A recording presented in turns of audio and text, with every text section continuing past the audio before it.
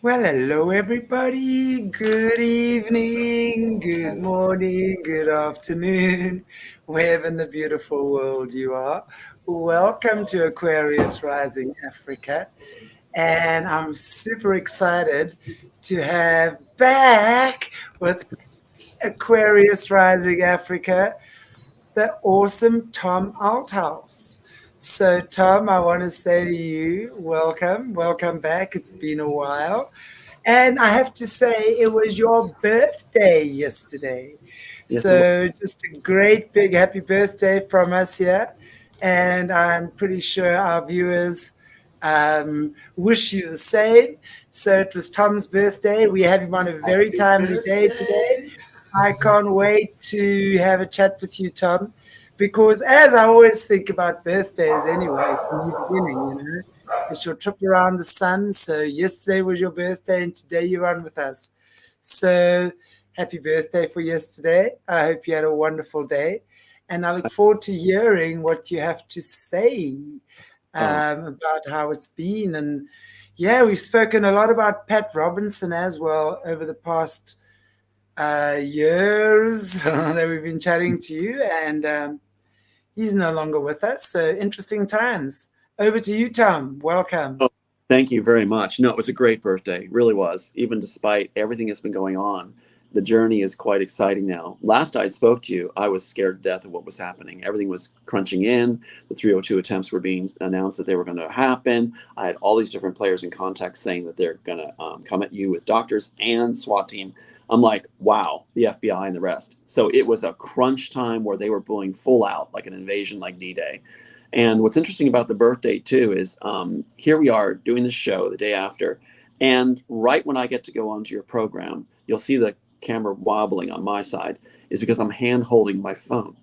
My emails were shut down immediately right before we went on the air. The FBI can do that. And so it was like, and Aiden couldn't even get it back up. It was like everything shut down. So I'm doing this off the phone.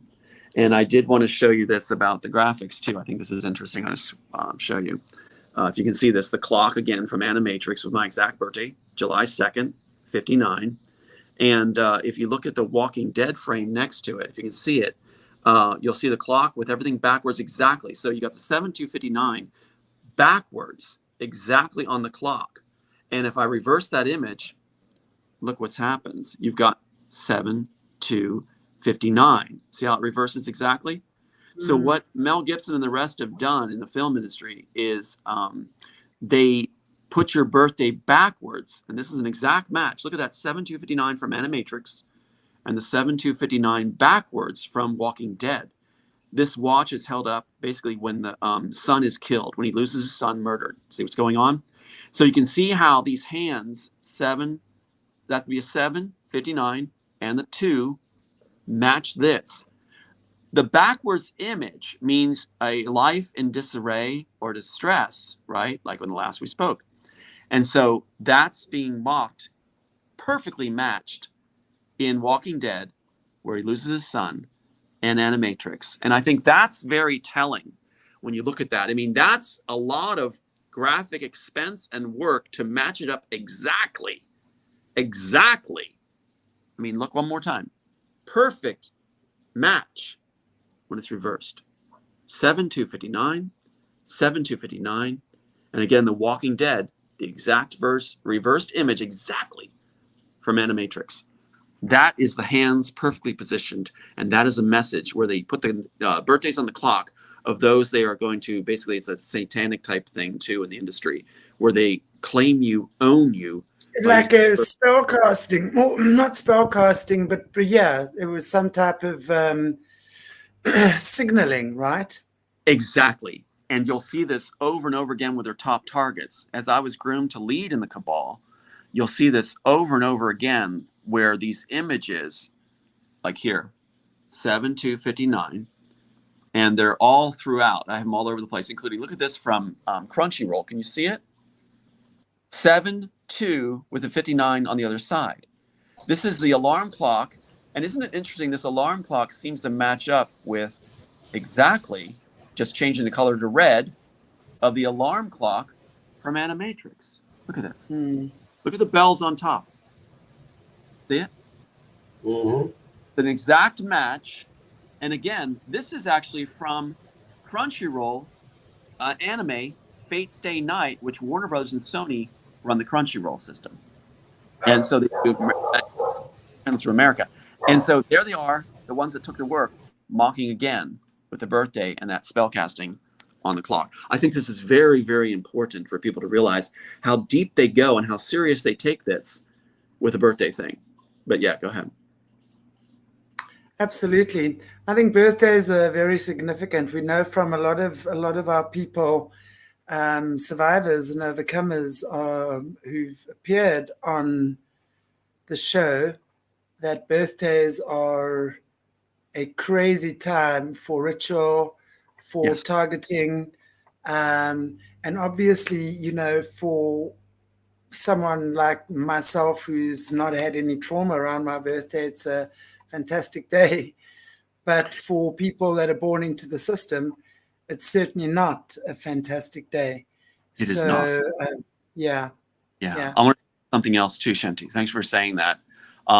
Also, the work was given to the Wachowskis after my fiance was enticed away by Disney personnel and given roles. And so what you have is Otika Bernard, Senator David Boyden, his niece is the one I was engaged to be married to. Let me show you this real quick. I want to show you this. Can you see it?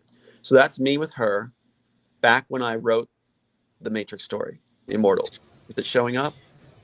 Yeah. That's me with her. Now watch this. Otika Bernard, if you look at her birthday, where'd that go? Oops, that's not it. Her birthday is listed in records as March 11th, right? That's what we always celebrated, her birthday, March 11th, right? I had the record pulled up and I can't find it at the moment. So, of course, that disappeared. But March 11th. And so if you go to my castle, the tape, or if you can see it, is March 11th. In German, the dates are reversed. So 11 is the day, month is 3, and then you have 62. So you have it reversed in German. So, and that's what the Nazis in the High Castle are burning the tape that reveals Smith, the agent Smith, obviously. So you have her birthday, March 11th, on the tape burning. Also, in the original graphic, like we just learned, no idea, March 11th is Neo's birthday. March 11th is Neo's birthday. So fiance that was when the work was stolen and given to the Wachowskis, she was at the pitch session. And as soon as she left, they give the work to the Wachowskis in 95, 96 and put her birthday as Neo's birthday, my birthday above it at the time. And then in Man in the High Castle, again, March 11th, her birthday, celebrating the woman that I was broken over. And then the work was given to Wachowskis at that time. So it wasn't given when I submitted in 93. It was given after Otika left. Wow. And yeah, so does that make sense? How? Yeah, totally. Yeah. Totally. So they celebrate those events. Yeah, go ahead. No, I was just going to say, it's one way of them terrorizing you guys, you know, and especially those of you who are possibly trying to get out of the system and have been trying to get out, right? Because exactly. I also see birthdays, you know, the more I'm learning, and correct me if I'm wrong, I mean, I don't know that this is the instance all of the time, but the more I'm learning, the more I'm understanding that a lot of the children that end up, or call the hierarchy kids, right, in the system, often their DNA has been spliced, right? And they've actually been, they work according to astrology and all sorts of things like that, to have these kids born at certain times so that they can have the certain gifts, like especially if they're born of certain bloodlines and stuff. So I would imagine, you know, now we've spoken about this before, because these guys really see you guys as their property. You know, the controllers. You know, you are their property. They've invested money in you. They've invested time in you. You know, you are their little creation, right? Yes. So any fighting back from that kind of control is always going to be a difficult one, right? If you, like in your particular case, you're fighting back because that's how they do it. They really just do the subtle manipulation consistently over and over and over again. Yeah. Exactly. And they put it in the films, like we said, not just the birthdays, but what you're talking about. They'll echo it in the films, like Iron Man. What's interesting about Iron Man 3, I believe it is that Obadiah is this character who is dealing with Tony Stark, and he paralyzes him. And in the speech after he paralyzes him, where he's going to he takes out his heart center, and what he says to him is chilling. He says, "You think just because you came up with these ideas that they're yours? No. So that is the Hollywood philosophy, that all the work we have, like you said, we're owned as property. And as the federal agencies see it too, that we are assets for the country, and that anything we have can be used for their purposes, for homeland defense." Asset. Yeah. And You're so, an asset. yeah, A common word used, right? Yes. The asset. Yes. And anything we own is theirs. And the country's needs come before ours. Well, that sounds good. But the thing is that they feel they can take our intellectual property too. Even Brian Fitzpatrick said that, the FBI lifelong congressman, that they can take intellectual property and that they can own it. And so in that chilling scene from Iron Man, they actually do that. They actually have this, youthful program that appeals to youthful audiences that is spelling out this very philosophy, that it is not your work. You think you came up with it, it's yours. And it echoes back to Brothers in their deposition with Kate Chilton saying, given the fact you wrote The Matrix, strike that. Then she said, "We produced this. You didn't. We produced it." Nothing about copyright. They're claiming that they're benevolent and they're the good ones that have the right to take it and profit off it because I didn't do anything with it while I was trying to keep my last sons alive. Yeah. Absolutely. That, and that's the thing. There's this constant control that we're seeing all the time, this manipulation. So we never really know, which actually brings me to the question, and I know we were speaking a little bit about it off air, about the latest movie, The Sound of Freedom, that is the Jim Caviezel. But also I say Mel Gibson, because Mel Gibson produced with him Passion of the Christ, in the early 80s, I do believe that was. So they worked together. And of course, Mel Gibson now as well, doing his own 4-part documentary series on child trafficking as well. And I also find it interesting that even though they're not working together on these projects, they're coming out side by side, or there's a lot of media around both of them right now. And of course, this movie Sound of Freedom is being launched tomorrow. Now, I'm always I always look at these things from I like to take a step back, because I understand, obviously, when you're seeing these guys pose like this and this, you obviously know they're part of the system. And Mel Gibson has mentioned many years ago, and he's been talking about this stuff for years, right? But one never is really sure whether these guys are gatekeepers, right? Or if they are really trying to come out of the system. And I think many of us understand that this movie is a bit of a trap in many ways. But I also have to acknowledge that even though it might be done with evil intent, if you will, to get more money for Hollywood, and we're going to talk about that now, I can't get away from the fact that it's creating a lot of awareness. Yes, the content in the movie might not be accurate, but how many people in the world actually know or even think that the Alphabet Boys are linked to that? So just the mere fact that people are starting to make that connection, for me, is a good thing. But I agree, there's so many different layers and nuances to this entire story. And these guys know exactly how to orchestrate these things so that it's so well disguised. But I would love to hear your take on that, Tom. Well, your response echoes a good heart, a sweet heart. Like I said before I got on the air, I was posting that I was going to do the show, and that you and Morné have this golden heart and also multiple talents. And that's not just blowing smoke to you. That's saying that's who you are. That's how I see you, like family. Yeah. But so that response matches with how a good heart would discern the situation. And we always have that hope that people might do well and that it might have some benefits. In The Immortals, the screenplay, incidentally, I got a pristine copy now from the Copyright Office when they were blocking it and saying they wouldn't do it. This Angela Hightower actually gave me, I love the name, Angela Hightower, gave me this, made this come through when they were not going to give me the latest version, pristine copy of it. So that's now in my possession. But in The Immortals itself, it talks about this very thing that they're bringing forward with Lionsgate, like you say, gatekeepers, which have been a big mechanism for ripping off writers. They want to control the narrative. They want to cleanse the narrative, and they want to be the heroes in the narrative, and they want to profit off the narrative. That's what's going on. And so what frustrates me when I watch the trailer and such is not just the pandering to have resources go their way instead of for really the truth and story. They're making the agents, like federal agents, the good guys, the heroes, and that this child trafficking is happening on foreign soil, not the U.S. or England. And what they're, from what I understand so far as I see this, they're totally whitewashing their parts.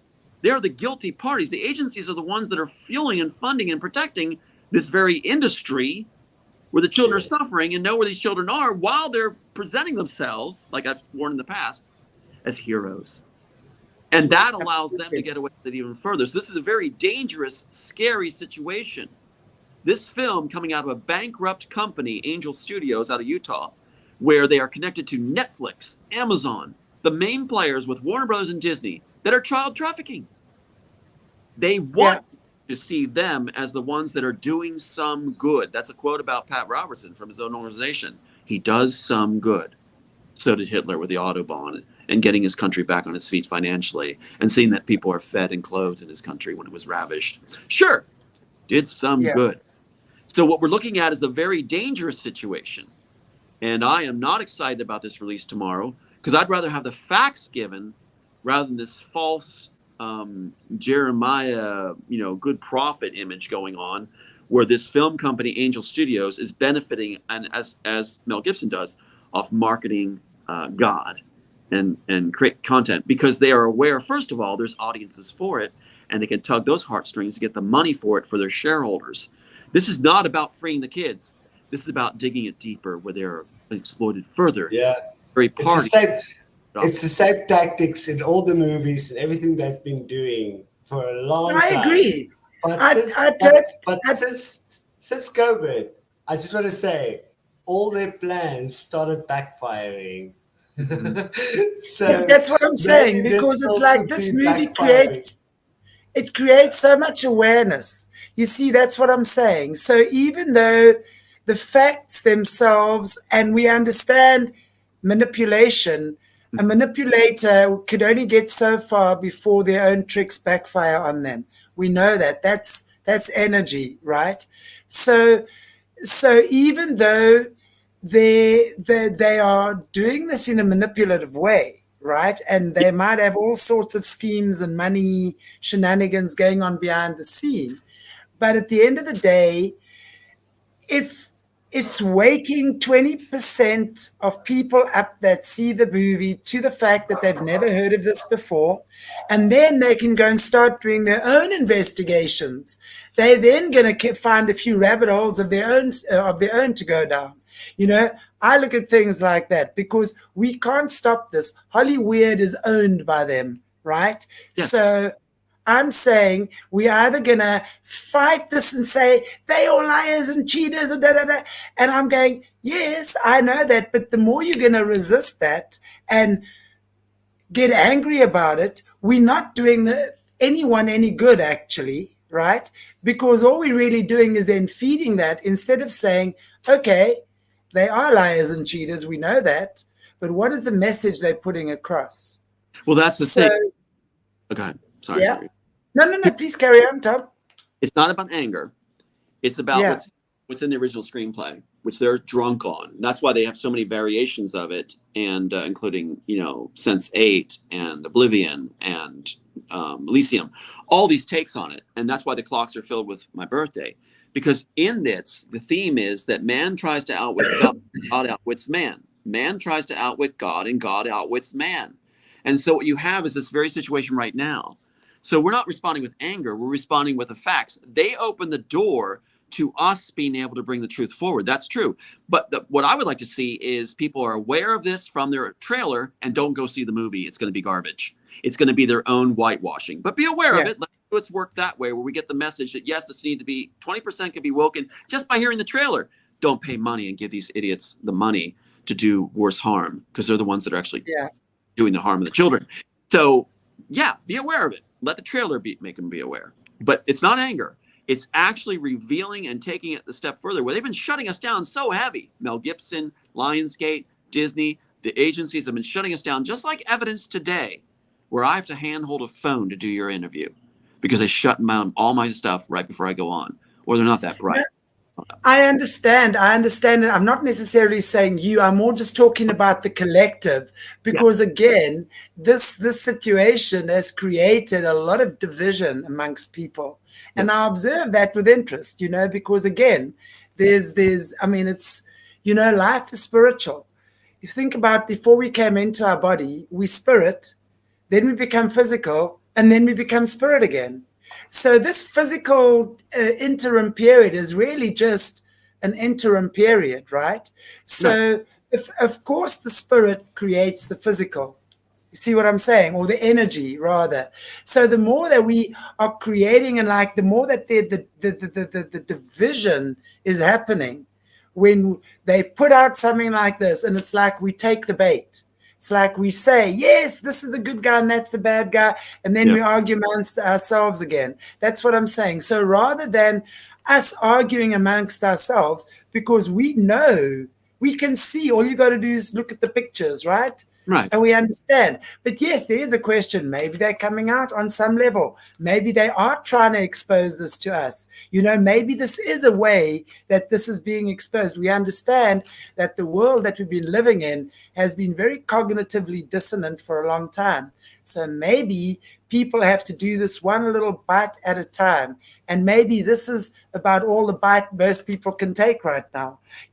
I want to just, I like to have a balanced perspective, because I think God works in mysterious ways. So God will always teach us through trickery, right? So it's up to us to be discerning.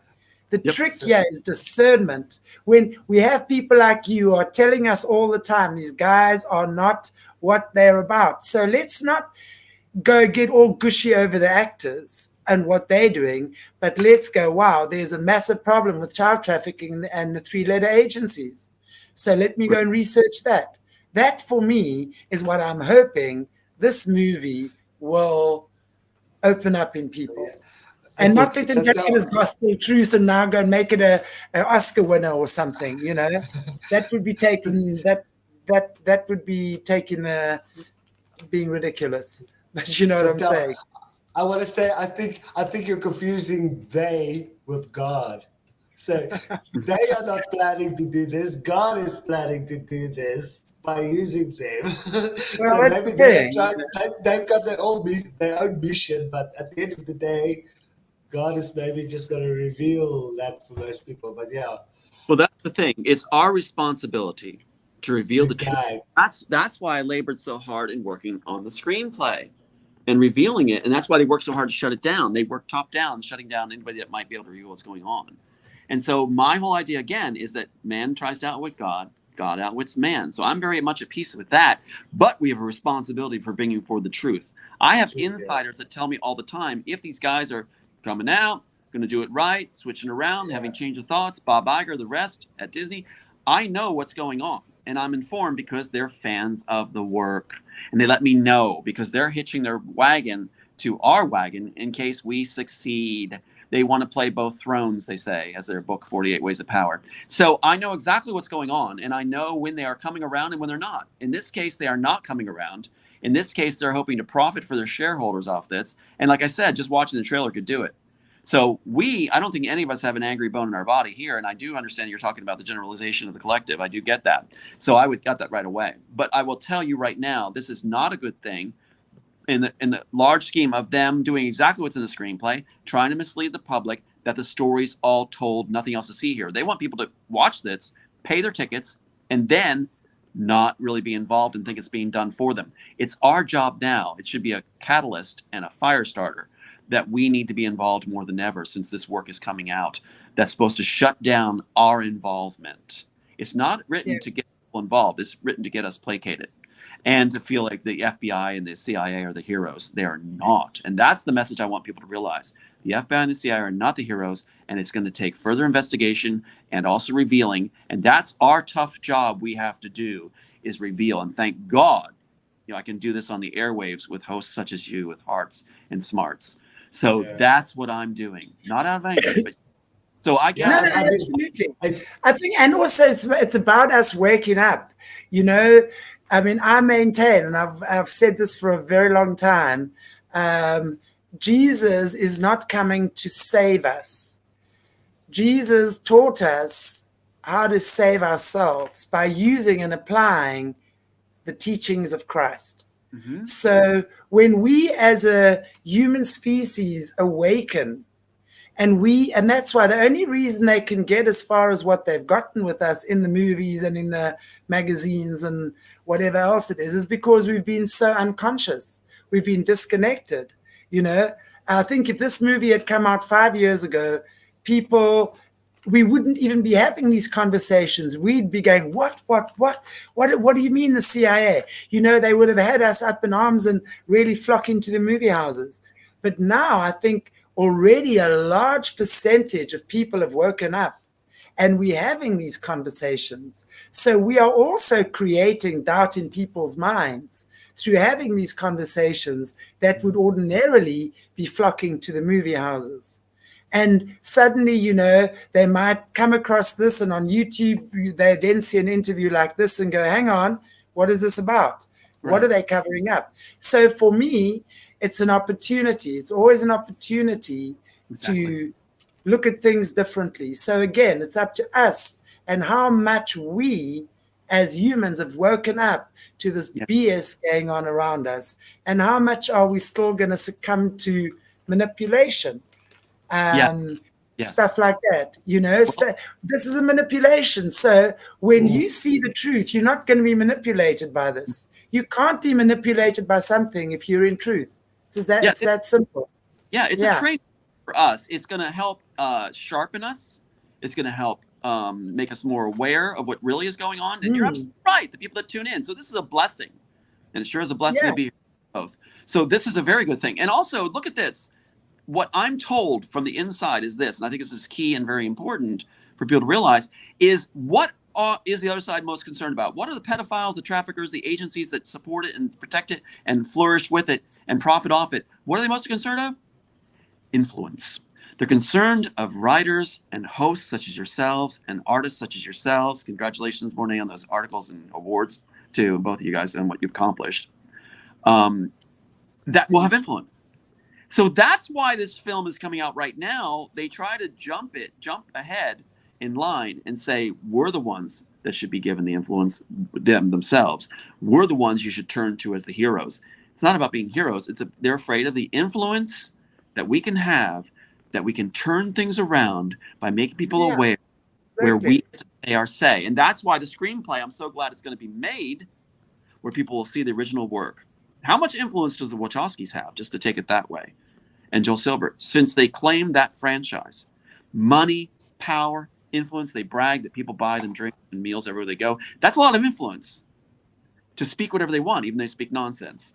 So reclaiming the work, that's why they accuse through Sophia Stewart and others that, oh, well, Tom, you're a narcissist, you're an egomaniac, no, I'm not. I'm trying to save kids and bring value back to the elderly and honor parents and things like that. I'm not trying to have the limelight. My company's not named All Eyes on Me, such as Sophia Stewart's is writer, producer, director, All Eyes on Me. So what we have is egomaniacs accusing us of being egomaniacs that are actually trying to free the kids while doing work to profit off of what we're trying to reveal, because they see it as a big moneymaker. Your point about Mel Gibson's timing with Angel Studios is very, very astute and important to capsulize and pin on the hat, because that is the key. Timing, 4th of July, all that stuff, birthdays we talked about, they're all about timing so they can have what? Influence. Why? Yeah. Get away with the evil they are doing. We have every right to be angry, although we don't carry that. We're at a higher purpose right now. We are doing the work, and the work is before us. And now our plate is full because of this film coming out. We have a lot of work to do. And it's going to be killing truth. One of our Layla, she said, she commented on somebody else's comment saying neutralizing. I love that word. That's a good one. Not dismantling and neutralizing. So, I mean, like with this Ocean Gate thing that went on, now there's a whole documentary before they even found the thing on Netflix. The same with the Queen stuff. The same with Netflix with the Epstein thing. I mean, Epstein was hardly dead, and there was already a whole freaking documentary on Netflix. Now the same with this. It's almost like neutralizing. I want to say they're neutralizing us to see an idea and accept it and then let it go without being proactive about it. Some people will get proactive, but most people that's just like looking at the screen and watching everything, they'll just be neutralized. They will get the idea. They know it happens. They feel like it's somebody's looking after it and we don't need to worry anymore. Exactly. Exactly. And that's a very scary thing that they're doing. I mean, they've been doing it for a long time.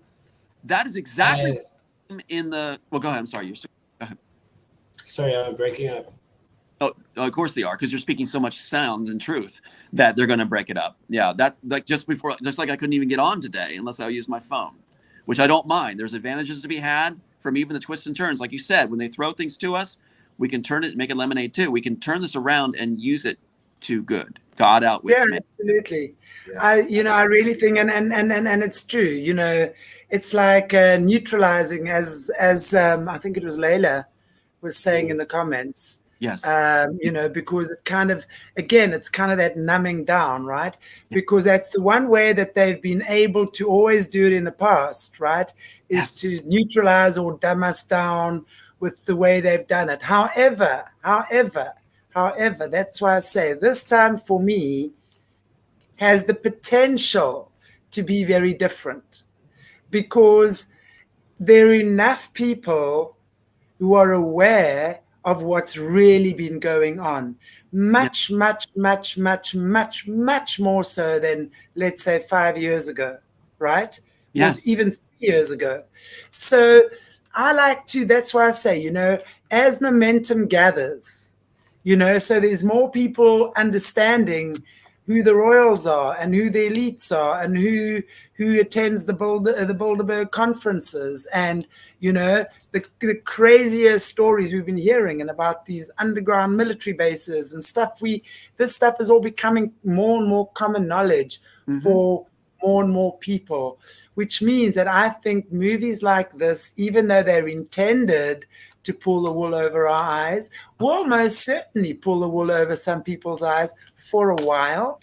But I also think it's there to plant a seed and maybe trigger something awake. And even if it's 20% of the viewers, as I said, who then go, hang on, let me go and research this, and suddenly come across our videos and suddenly see more stuff and suddenly start asking more questions.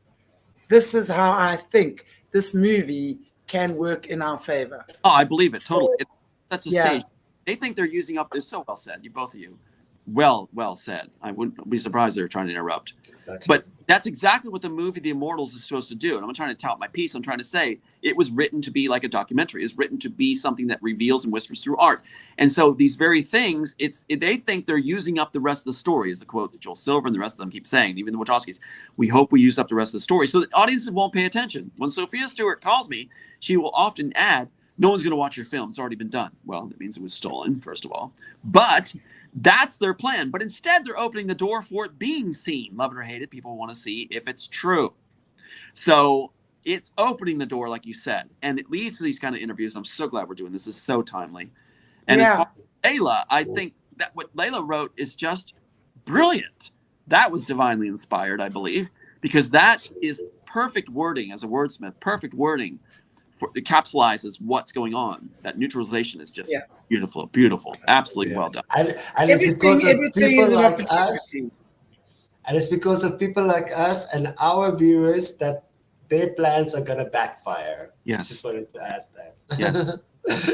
Yes. Because if 20% gets it here, those 20% goes out there, and another 10%, and another 10%, and another 10%. It's the whole momentum ripple effect, you know, it gathers. And I mean, I always say this so often. I mean, from when, was it September 2020 when I did my first interview with Jesse, the first person, Wow. I mean, if I look at that nearly 3 years ago now, and the people who had no idea, this was like an absolute mind fug, excuse me, no other word, for the average person. And now it's become a common topic that people within our circles or our communities talk about. It's a well-known fact. A lot of people don't know what to do. Others have gotten active. Others have started platforms. Others are spreading the news. You know, people are talking. It's getting out there. Lots of people absolutely don't want to hear it still. There'll always be those, because it really is sometimes, unfortunately, something like this has to happen in your face before people catch a wake up. And I hope it doesn't ever get to that. But, you know, that's why I say everything in life is an opportunity. See it for what it is for you. You know, if your mind can't quite perceive that this stuff is going on right under our very feet, your mind is going to protect you from that by trying to tell you that it's not happening. So well said. That's really your mind's way of protecting you. It's not that you don't necessarily want to hear. It's just that you can't actually wrap your head around that. And that takes, I want to say wisdom, but I don't know if that's the right word, because you've got to have the courage to sit with someone. You've got to have the courage to listen to stuff. You've got to have the inspiration then to start researching stuff. You know, it took us a long time to get to understand the things we do. And we, you know, speak to very high level whistleblowers who know a lot. They know a lot. Boy, it's taken me quite some time to start connecting the dots of how depraved this entire system truly is. And part of human nature. Well, human nature too. People react differently to different types of people. Yeah. And different walks of life of people. So it's like what you'll see is I could talk to I'm blue in the face and not reach a certain individual, where someone else in a totally different way of life would come up to them and say maybe a sentence and they are reached. So that is the way we are. You know, it's like, and we have to open that door to all the different avenues of word out so that people, with the one that clicks with them, they can wake to the one that clicks and they feel comfortable with clicking with. And that the 100 monkey syndrome. You know, the 100 monkey syndrome? Yeah, so that's why, and that's why ego removal from all of us is so important. I would say to people, first to work on is remove the ego. And one of the telltale signs of the other side, watch for it, anyone, is arrogance. Once you see arrogance, and the other side will accuse us of arrogance, but the thing is, like, you can discern who has arrogance and who doesn't. That's the calling card of those that are bought. That's the calling card of those that have sold out.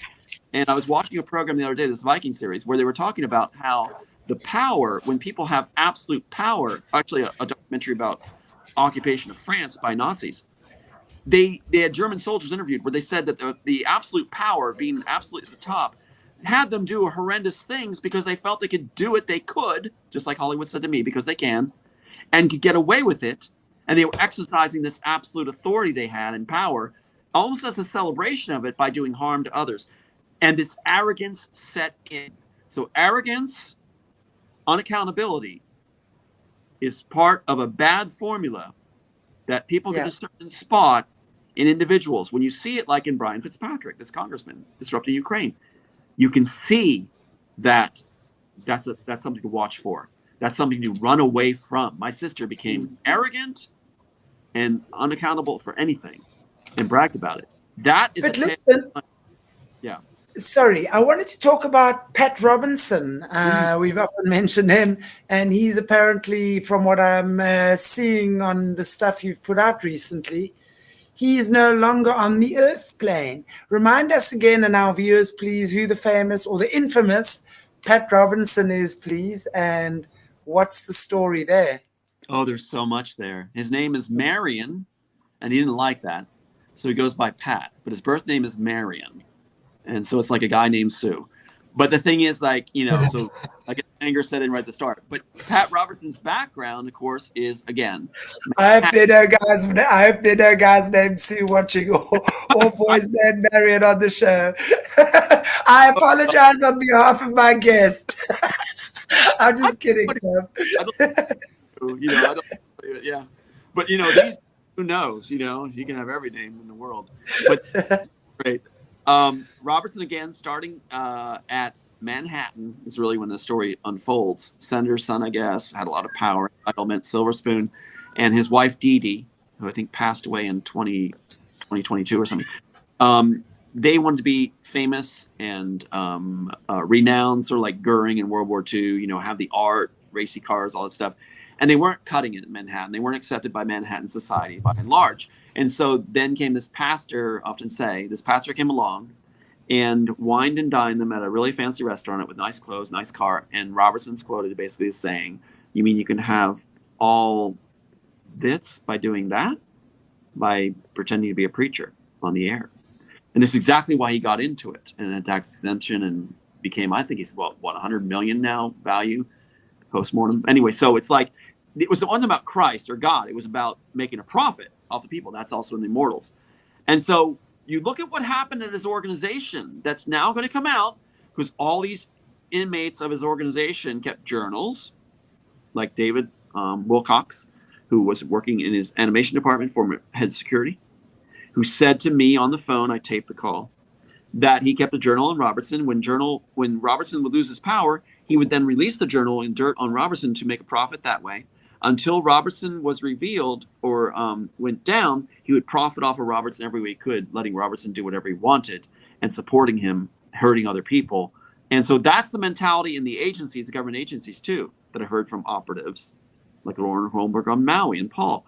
They told me that they are keeping journals, and when it's profitable, they'll release this information. When it's not profitable, they won't. Children can suffer, families can suffer until that time, so they make the money off the agencies. And then they release the journals like heroes later. This is a formula going on, which harkens back to this whole thing with Freedom film. So what we have is Robertson's own people were releasing information about ongoings. Get this. During fundraisers, the volunteers that would open the mail, right, of all the prayer requests and donations that went along with prayer requests, were given a big bin was wheeled in, 2 big bins. One bin, the envelopes, letters were to be tossed into immediately, not read. The checks and money were to be thrown in the other bin. What about the prayers of the people? What about the entrusting that this fundraiser was going to, their prayers carefully written down, their needs, their suffering, and their check enclosed? Just rip it open, throw the checks and money in the bin, throw the letters out in the other bin. That's Pat Robertson. All about the money, all about the success. That should hit home. Ezra 7, 17, 18. Every donation slip of Pat Robertson for his 700 Club and his so-called ministries has that on it rather than abiding by tax laws.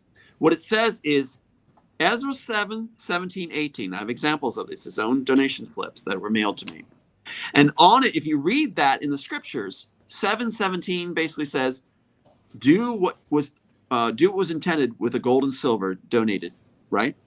Why Ezra 7:18? Why is that tagged on there? Because it says, basically, read it in your Bible, something along the line that goes like this. You and your fellow Jews then do whatever you want with the rest of the gold and silver. Keep in mind that it doesn't have an increment of what amounts. So you can almost hear Robertson laughing, saying, take $1 million and put it to my horse stables with my stallions, my racing horses, and give a dime to God's work. You and your fellow Jews do whatever you want with the rest of the gold and silver. That's how he operates. Operation Blessing. What you had on his fundraisers, and I have the footage, hands reaching out for all these medical supplies. Wow! In Colombia. Right? Well, that's fantastic. Sounds good. Nicaragua. Wow! Hand reaching out for medical supplies. Operation Blessing at work. Well, I have the written paper from a student from Robertson's organization at the time that went to these countries and was flown out to do PR work for these fundraisers. And his paper ended up in my trash can because this student of Robertson, exercising the morals of Robertson's organization, was hitting and saying he wanted to have sex with my housemate, Kirsten Leslie. And so since she turned him down, he threw his own paper in frustration in the work because she wouldn't have sex with him. There's a real spirit.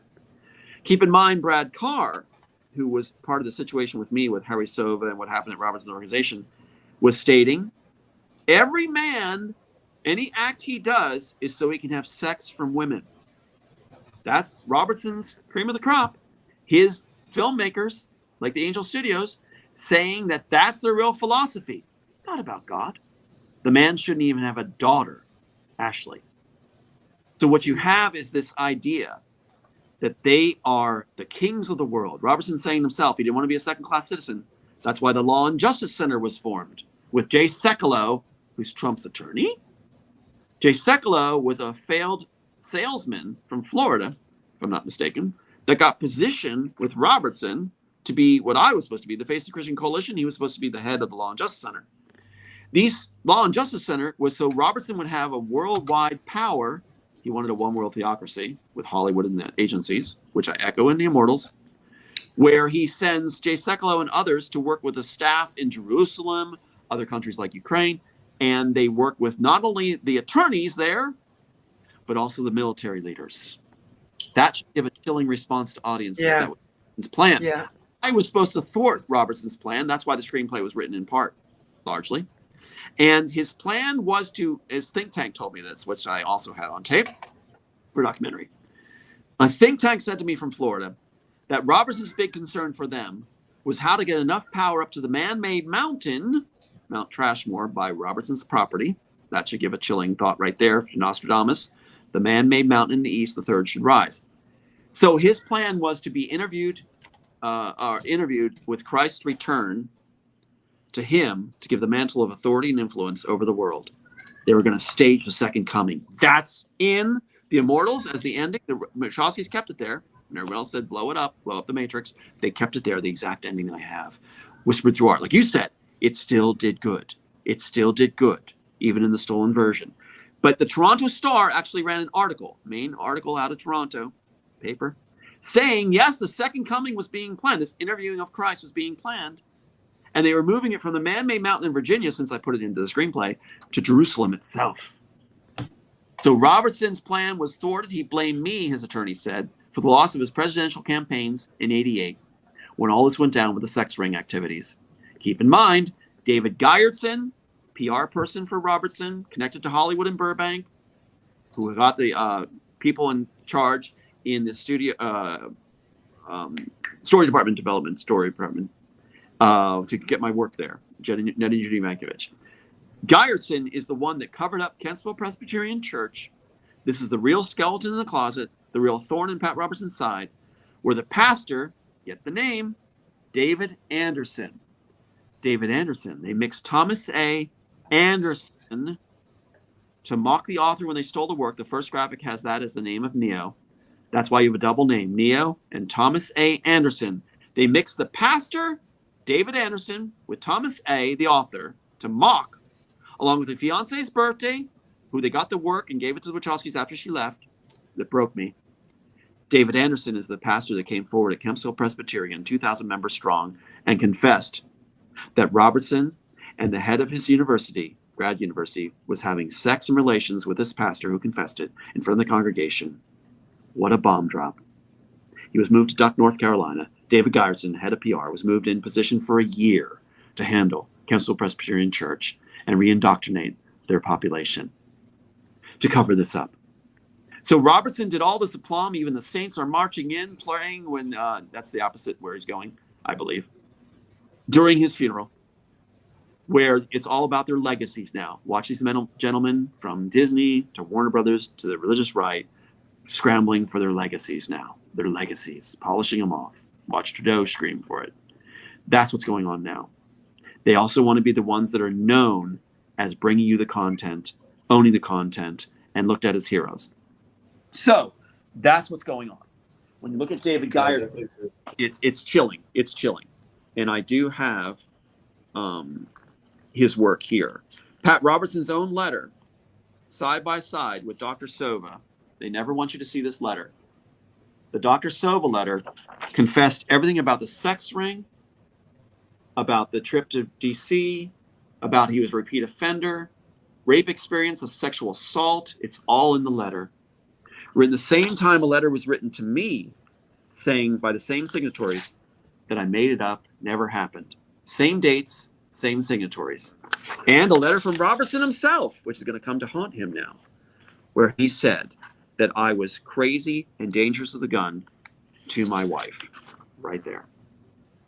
And that Sova never did these things. Well, the letter to Sova contradicts Robertson completely.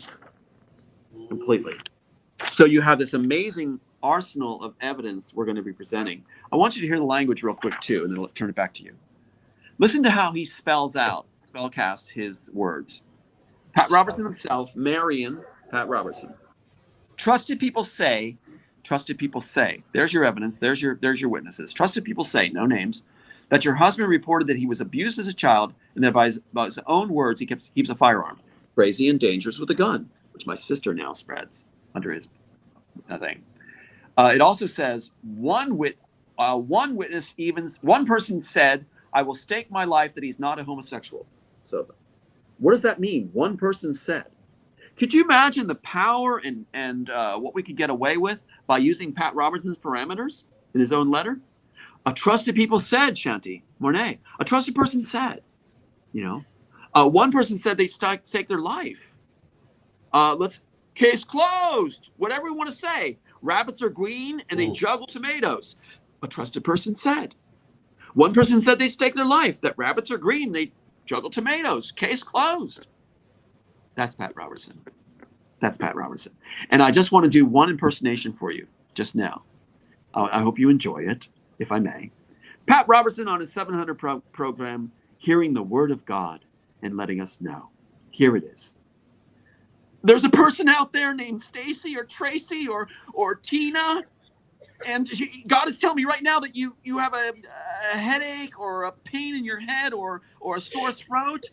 And God is healing you right now in the name of Jesus. In the name of Jesus, you're healed. Praise God, even though I'm hard of hearing and can't really hear God. And I'm not sure of the name and I'm not sure of the condition because God doesn't speak out. God, it's your master. Listen here for your word. Praise God, give me life. Amen, brother. We're on awesome. Tom, I don't think you realized your entire phone was shaking. Very good. But absolutely, yeah, these charismatic Christians, right? These charismatic. Oh my God. It's so easy to play it. I could do that so easy. The money, I could. I mean, we all watch Sister Act, We all watch Sister Act. We all got it in us now. No. And I got a question for you. Why do the eyes need to shut so tight? Like, if I do this, does that mean I'm going to hear from God better? Turn it up, God. Speak louder. What's that do? Tom, absolutely. Russ says that's comedy gold right there. I totally agree. Thank you so much for giving us our comedy gold. Absolutely. Oh my goodness, Tom.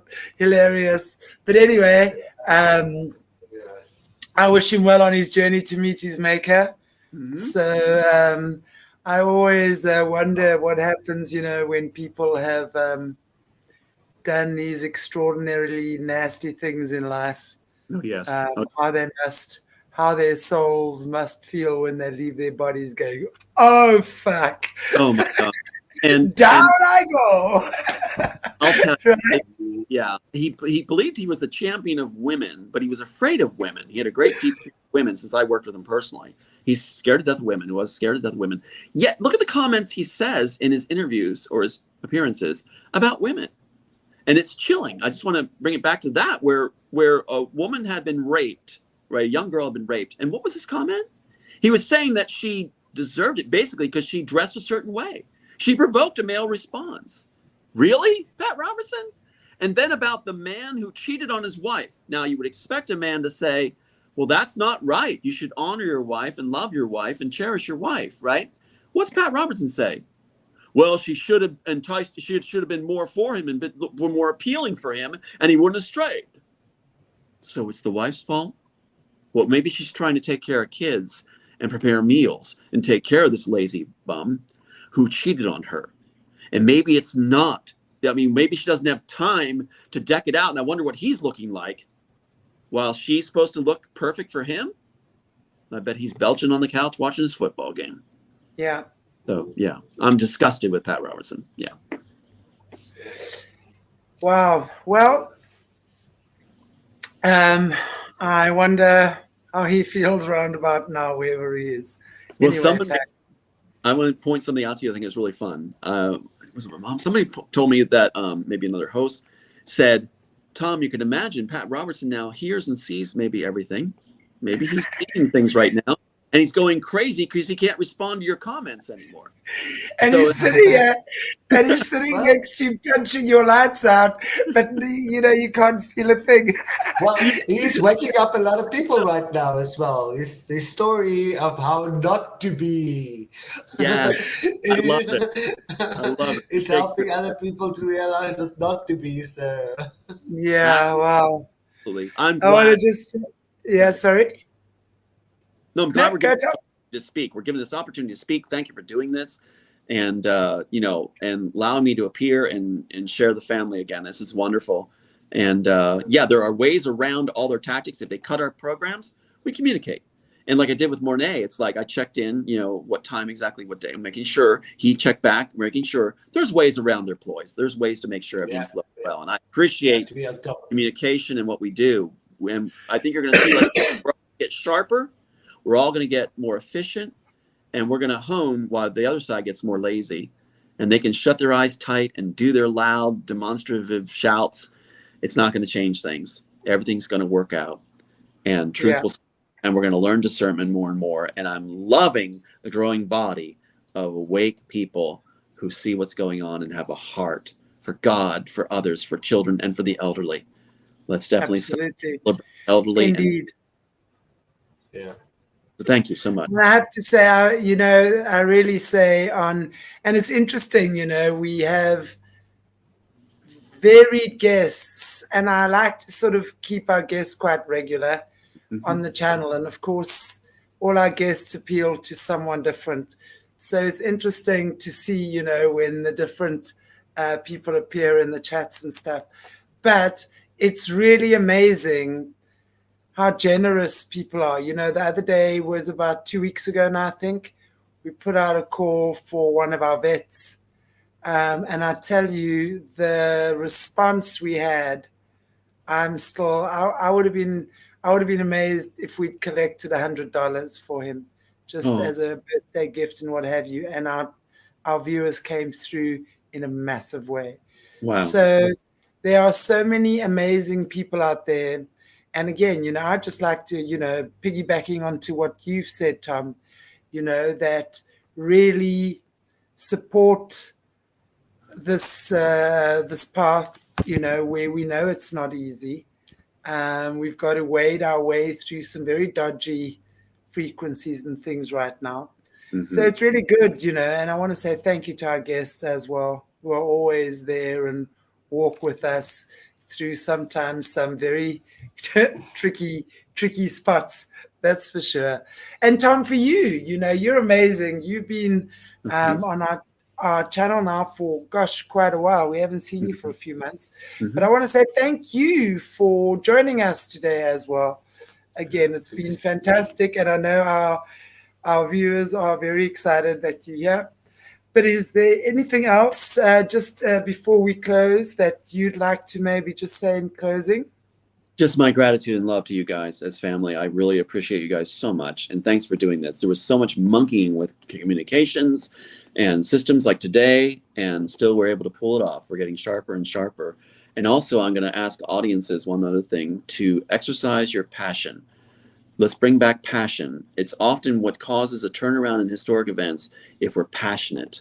Think of broadcast news, things like that. Think of the French Revolution, where the guillotine kept taking the heads of aristocrats until one lady, a mistress of the king, came forward screaming for life, passionately exclaiming her feelings, and it shocked the audiences at the guillotine that were there to be entertained, and it turned around the whole French Revolution, they say, because it was like passion was shown, feeling, and it was like, this is real, this is not entertainment. So it's show your passion when you're dealing with it, show the kids we care, show the elderly we value them, passionately. Yeah. So I'm going to be bold. I won't be subtle. I'll be bold, like the sign behind me. And that's what I'm going to do right there. So yeah, we're going to do that. I think that'll help change our world also. Speak bold, speak passionate. Yeah. And speaking of which, guys, if you guys remember, we had Gloria Masters on not too long ago, our New Zealand overcomer, who started a new hand signal for children, especially under 16, which is this, by the way. Oh, wow. So it's that. Very simple. So if anyone sees any child doing that, get to know what it means. It means they're being sex trafficked. So we want to just spread this far and wide, please, guys. Everyone, show that sign. So if you see a child doing that, yeah, just hand, thumb, plum. Brilliant.